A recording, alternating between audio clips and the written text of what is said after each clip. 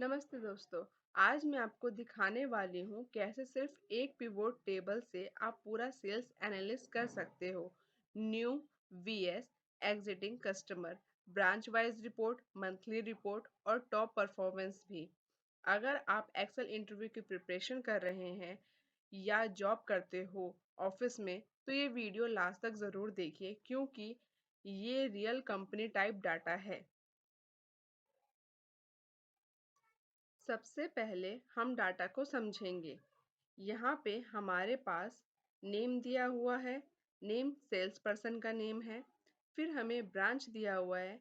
Branch central north website, ये हमारे पास branch है।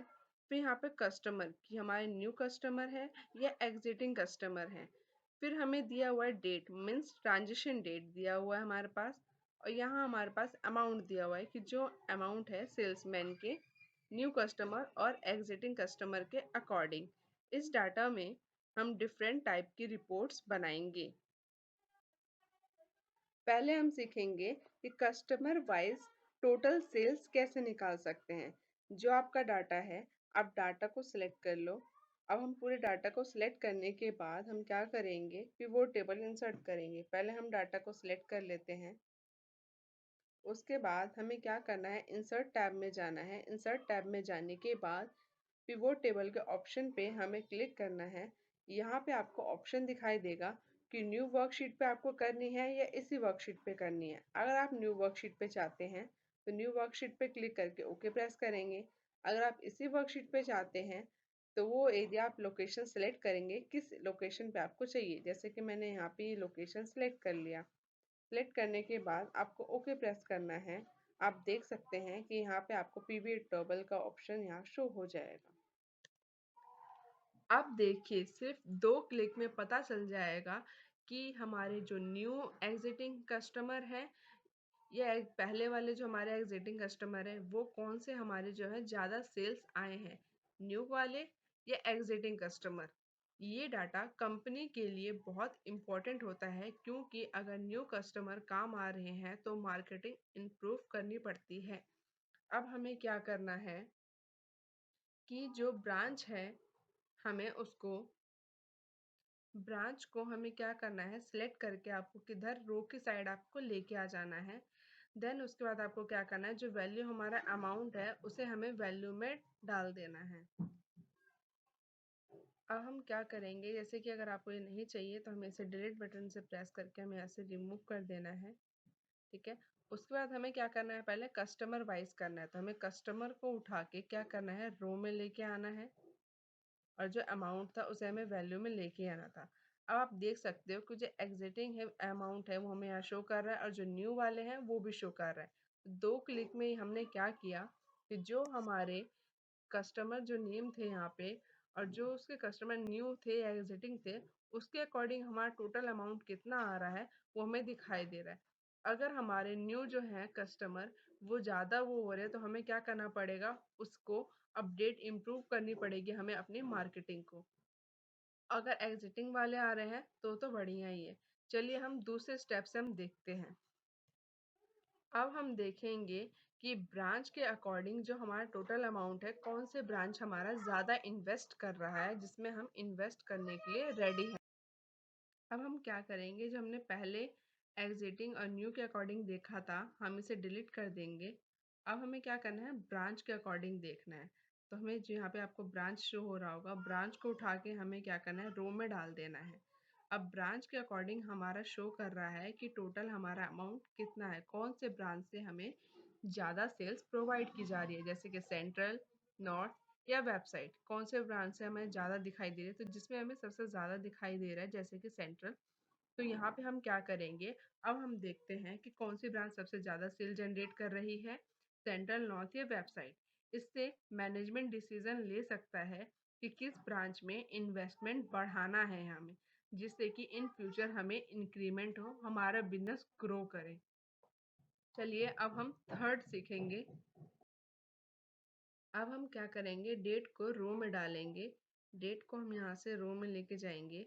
उसके बाद आपको डेट पे राइट क्लिक करना है, ग्रुप पे जाना है। ग्रुप पे जाने के बाद अब डे वाइज चाहते हैं, आवर्स वाइज चाहते हैं, मिनट्स या मंथ, तो मुझे मंथ वाइज चाहिए, तो मैंने यहाँ मंथ सेलेक्ट किया और ओके प्रेस किया। तो आप देख सकते हो कि मुझे मंथ के वाइज जो भी हमारे ब्रांच के डाटा है वो हमें शो कर रहा है कि सेंट्रल का जो है जून मंथ में इतना हुआ था सेल्स और दिसंबर में इतना हुआ था। इसी तरीके से हमारा नॉर्थ का भी शो कर रहा है कि जैन में इतने सेल्स हुए थे, अप्रैल में इतने हुए थे, और वेबसाइट का जो है वो मई में, जून एंड नवंबर तीनों में इतने सेल्स हुए थे।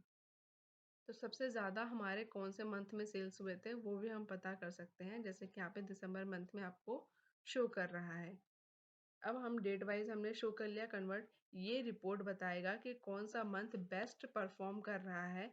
यहाँ हम ग्राफ भी इंसर्ट करेंगे, पिवोट चार्ट हम यहाँ पे बना सकते हैं। अब वो किस तरीके से बना सकते हैं, अब हमें इसे चार्ट में चेंज करना है, तो हम क्या करेंगे, जिसका चार्ट हमें बनाना है ऐसे इस डाटा का सेलेक्ट कर लेंगे, इंसर्ट में जाएंगे, यहाँ पे इंसर्ट दिख रहा होगा आपको, फिर उसके बाद पिवोट चार्ट का ऑप्शन, पिवोट चार्ट पे आपको क्लिक करना है। जिस चार्ट में आपको चाहिए, पाई चार्ट चाहिए, लाइन या कॉलम, उसके बाद आपको ओके प्रेस करना है। तो आप देख सकते हो यहाँ पे आप चार्ट भी इंसर्ट कर सकते हो मंथ वाइज। इसको हम डिलीट कर देंगे।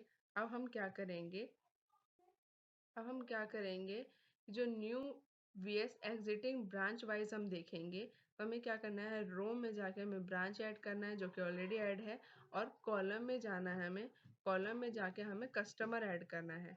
अब जो हमारा कस्टमर है उसे क्या करेंगे, हम कॉलम में जाके ऐड कर देंगे। देन हमें वैल्यू में अमाउंट का ऐड करना है। हमें डेट नहीं चाहिए तो हम क्या करेंगे, डेट को यहाँ से हम डिलीट कर देंगे। यहाँ आप देख सकते हो, इसे हम छोटा कर देंगे।